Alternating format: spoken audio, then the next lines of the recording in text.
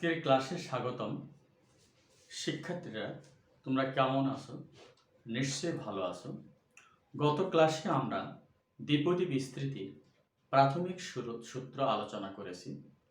সেই সূত্রের আলোকে আজকে আমরা অঙ্ক করব, কিছু অঙ্ক সলভ করব। এখানে একটি অঙ্ক নিয়েছি 4x/5 - 5/2x পাওয়ার 9 এতই বিস্তৃতিতে সপ্তমতম পদটি নির্ণয় করো। তাহলে 7তম পদটি যেহেতু আমরা নির্ণয় করব, তাহলে 7তম পদটি নির্ণয় করতে গেলে আমাদের যে সূত্রটি আমরা আলোচনা করেছিলাম গত ক্লাসে, সূত্রটি লিখতেছি a + x⁴n a + x⁴n এতই এর বিস্তৃতিতে r + 1তম পদ equal NCR a⁴n - r x⁴r। এই হলো আমাদের সূত্র। এই সূত্রের আলোকে আমরা এই অঙ্কটি আমরা সলভ করব। এখন আমরা লিখতেছি 4x/5 - 5/2x পাওয়ার 9 এতই এর বিস্তৃতিতে আমরা লিখব সপ্তমতম পদ অর্থাৎ 6 + 1তম পদ ইকুয়াল আমরা লিখতেছি 9c6 4x/5 পাওয়ার 9 - 6 মাইনাস 5/2x পাওয়ার 6 আমরা লিখলাম। আমরা এই সূত্রের আলোকে আমরা লিখলাম। এরপরে আমরা লিখব 9c6 * 4³ * x³ / 5³ আমরা লিখলাম। যেহেতু এখানে মাইনাস পাওয়ার হলো জোড়, তাহলে এই মাইনাসটি আমাদের ভ্যানিশ হয়ে যাবে। এখানে 5⁶ / 2⁶ x⁶ আমরা নিলাম। এরপর আমরা 9c6 কে যদি আমরা ক্যালকুলেশন করি তাহলে আমরা এখানে পাবো 84 আমরা লিখলাম। এখানে 4³ থেকে আমরা পাই 64, এখানে 2⁶ থেকে আমরা পাই 64 আমরা পাচ্ছি। এখন আমরা 5³ আর 5⁶ থেকে 5³ নিলাম। এখানে x³ x⁶ x³ আমরা নিয়ে নিলাম। 64 কেটে যাচ্ছে, 84 5³ এর সঙ্গে আমরা সলভ করলে আমরা পাবো 10500/x³। আমাদের এই অ্যান্সারটি আমাদের সম্পন্ন হলো। তাহলে এখানে একটি অঙ্ক আমরা সলভ করলাম, এরপরে আমরা আরেকটি অঙ্ক আমরা সলভ করব। তাহলে এই অঙ্কটিতে আমরা যা জানলাম তা আমি আবার একটু রিপিট করতেছি। সপ্তমতম পদ অর্থাৎ r + 1তম পদ সূত্র আমরা ব্যবহার করেছি। সপ্তমতম পদ অর্থাৎ 6 + 1তম পদ 9cr NCR 9c6 ax/5 9 - 6 minus 5/2x পাওয়ার 6 আমরা নিয়েছি।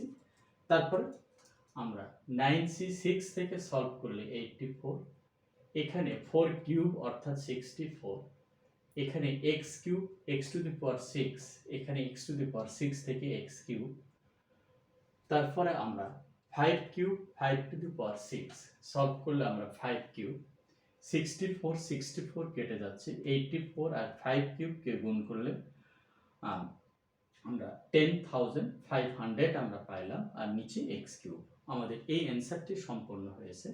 এরপরে আমরা আরেকটি অঙ্ক আমরা সলভ করব।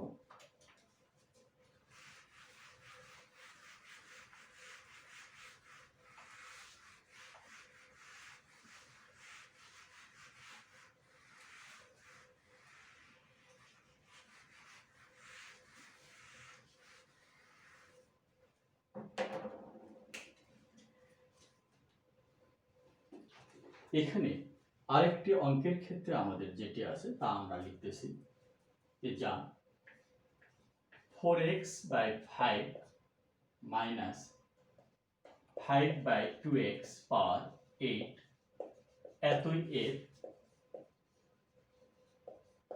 বিস্তৃতিতে শেষের তৃতীয় পদ, শেষের তৃতীয়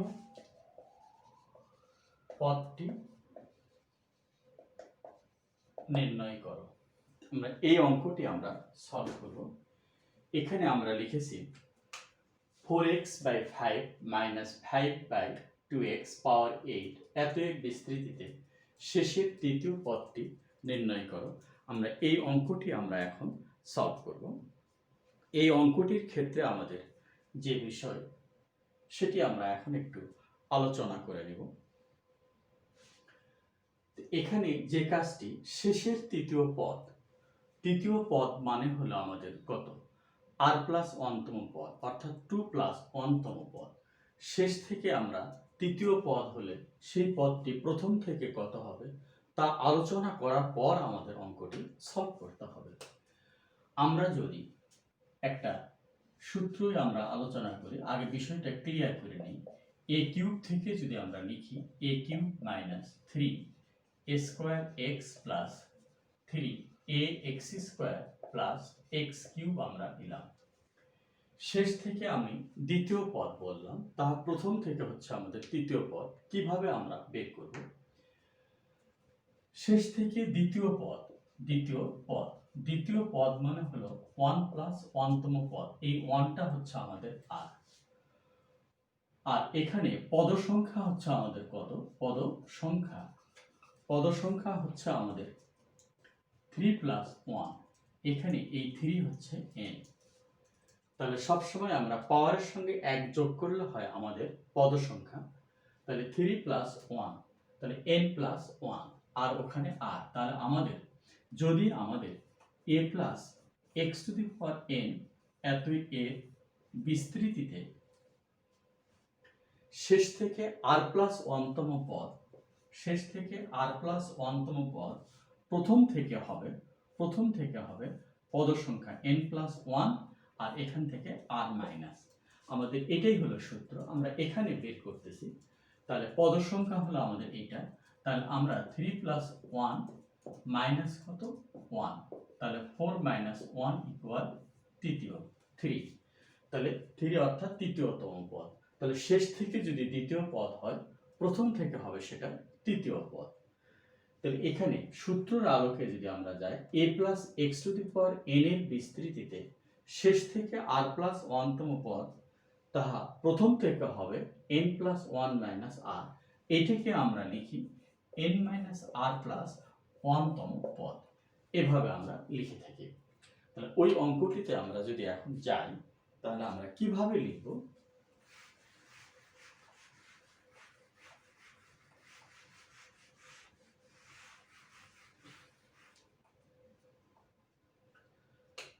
আমরা এখন অঙ্কটি সলভ করব।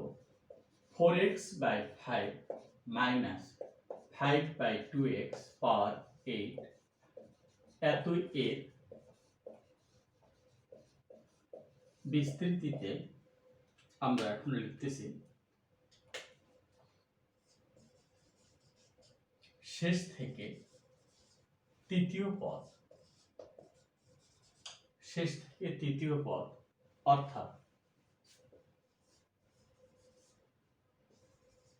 প্রথম থেকে হবে আমাদের, প্রথম থেকে আমরা পাবো কিভাবে?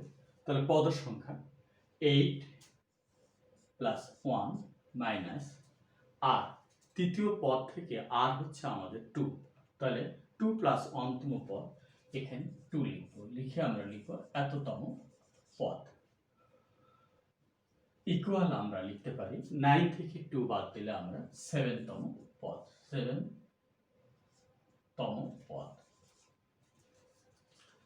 তাহলে আমরা শেষ থেকে তৃতীয় পদ, প্রথম থেকে হলো 7তম পদ। এখন আমরা অঙ্কটিতে যেতে পারি। অতএব 4x/5 অতএব আমরা লিখতে পারি প্রদত্ত বিস্তৃতিতে শেষ থেকে তৃতীয় পদ অর্থাৎ প্রথম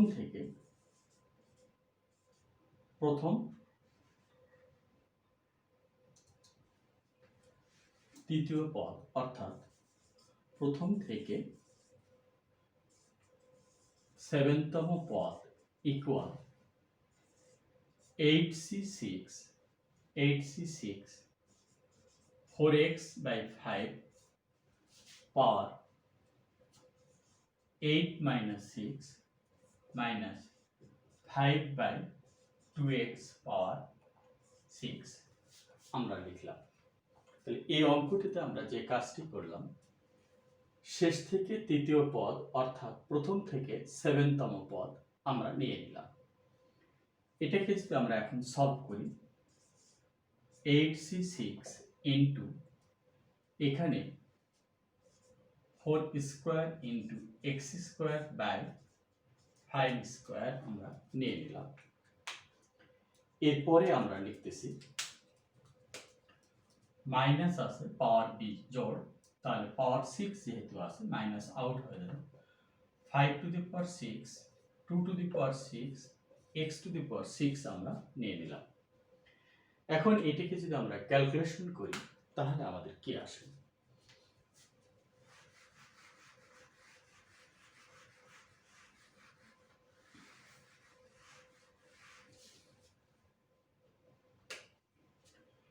এখানে আমরা 8c6 থেকে আমরা ক্যালকুলেশন করলে আমরা পাবো 28 পাবো। এখানে 4 স্কোয়ার অর্থাৎ এখানে আমাদের কত আসতেছে? 4 স্কোয়ার থেকে আমরা সলভ করলে আমরা লিখতে পারি 2 টু দি পাওয়ার 4 আমরা নিতে পারি। আর এক্স স্কোয়ার আছে, এক্স টু দি পাওয়ার 6 আছে, এটা থেকে কেটে আমরা এখানে নিতে পারি এক্স টু দি পাওয়ার 4 আমরা নিতে পারি। 5 স্কোয়ার 5 টু দি পাওয়ার 6 আছে, তাহলে এখানে আমরা নিতে পারি 5 টু দি পাওয়ার 4 আমরা নিয়ে নিলাম। আর একটি আমাদের আছে যে এখানে 2 টু দি পাওয়ার 6 আছে, ইন্টু আমি 2 টু দি পাওয়ার 6 নিলাম। তো এখানে আমরা আরো কেটে দিতে পারি, কেটে দেওয়ার পর আমরা এখানে নিতে পারি।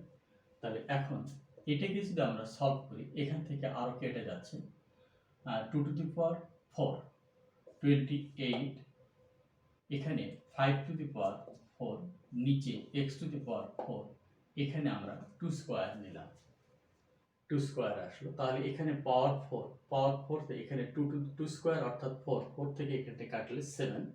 আর এর সঙ্গে আমরা ক্যালকুলেশন করে নিয়ে একবারে আমি এখানে লিখতেছি, এখানে আসতেছে আমাদের 4375 বাই x টু দি পাওয়ার 4। আমাদের এই অঙ্কটি অ্যান্সার হলো এইটা, সম্পন্ন হলো।